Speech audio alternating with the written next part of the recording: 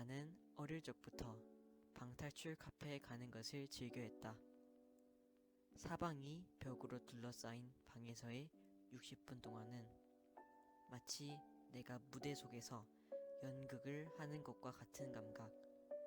그러면서도 동시에 나 또한 무대를 바라보는 관객이 될 수 있는 감정이 들기 때문이다. 폐쇄된 방이라는 무대를 탈출하는 방법은 나의 스스로의 힘으로 탈출하거나 직원의 호출로 어쩔 수 없이 강제로 탈출하는 방법이 있지만 어느 방법이든 간에 무대 속에서의 시간은 말로 형언할 수 없는 어떠한 쾌감이 있는 것이다.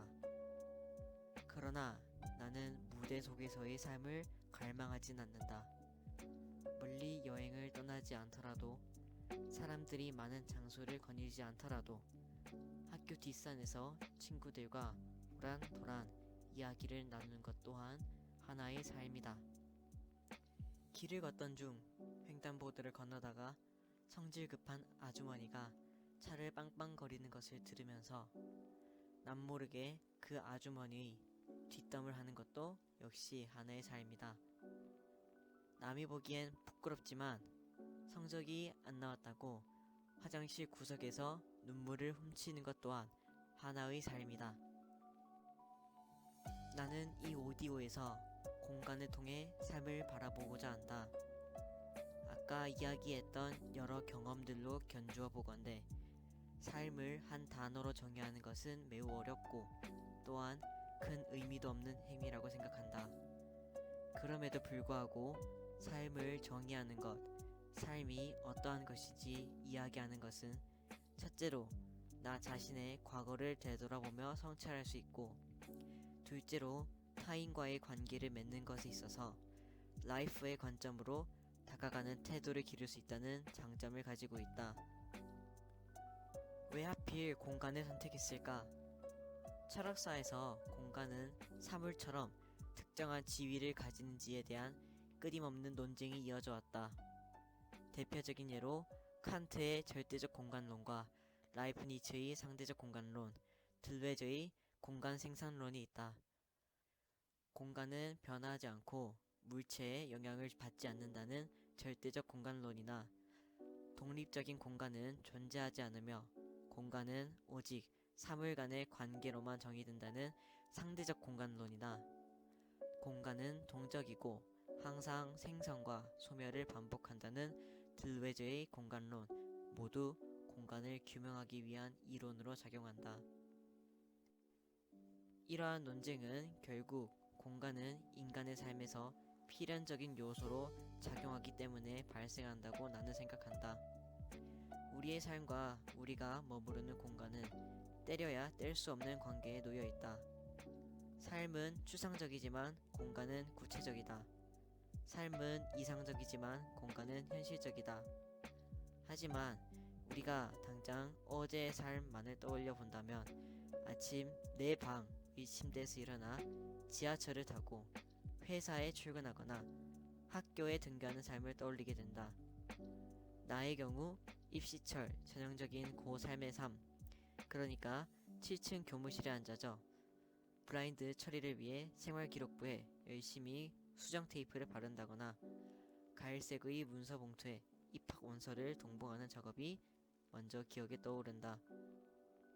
이는 삶이라는 추상을 구체화하려는 인간의 사고방식이 자연스럽게 녹아있는 부분이다. 삶의 일탈을 의미하기도 하는 여행을 떠올려 보아도 알 수 있다. 여행을 갔을 때 사진을 찍는 이유 또한 삶과 장소를 결부짓는 행위이기 때문이다. 그때 그 장소를 기억하기 위해, 아니, 그때 그 삶을 기억하기 위해 삶의 단편적인 장면을 사진으로 남긴다. 특히 공간은 삶을 잘 기억하게 해주기도 한다. 오늘로부터 정확히 며칠 전 몇 시 몇 분에 내가 어떠한 삶을 살았는지를 떠올리는 것은 웬만한 기억력을 가지고 있지 않고서야 불가능에 가까운 일이다.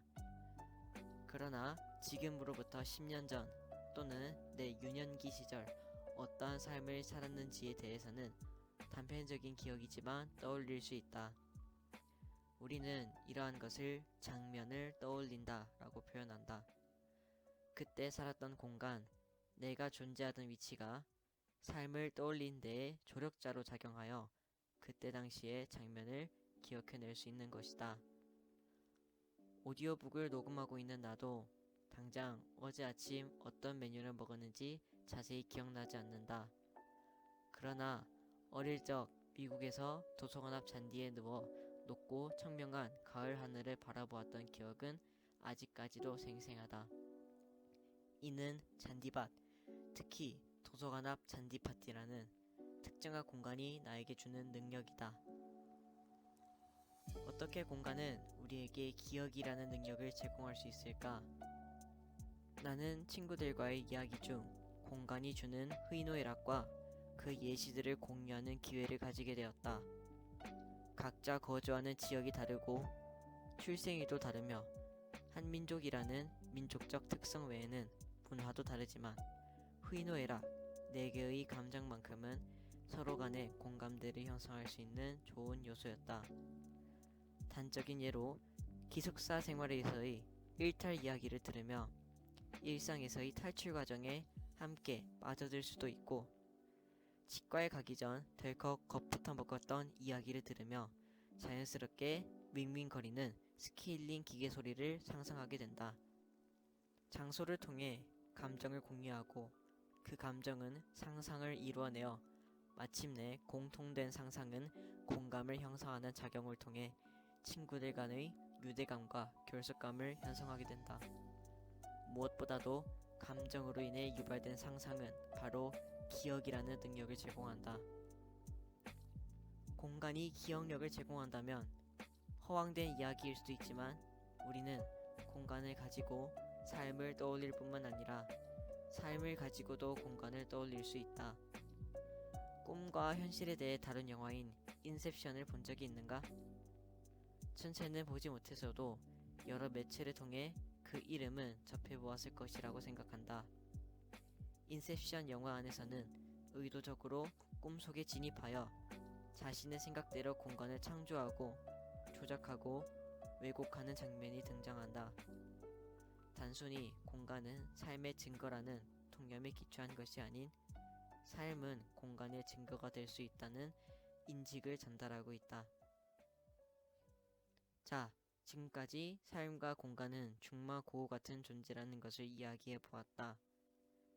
흔히 우리의 운명을 우리가 바꿀 수는 없다고 하지만 운명이 삶과 동의어로 취급될 수 있다면 우리의 공간을 바꾸었을 때 당연히 우리의 삶을 바꿀 수 있다는 의미로 이어진다. 오늘의 삶이 힘들다면 내일은 우리 주변의 공간을 바꾸어 보자. 작은 화분을 책상에 두거나 오랜만에 환기를 하며 방청소를 하거나 오전의 작업을 오후로 미루어 보는 작지만 큰 변화를 실천한다면 오늘과 내일의 삶은 180도 달라질 수 있다.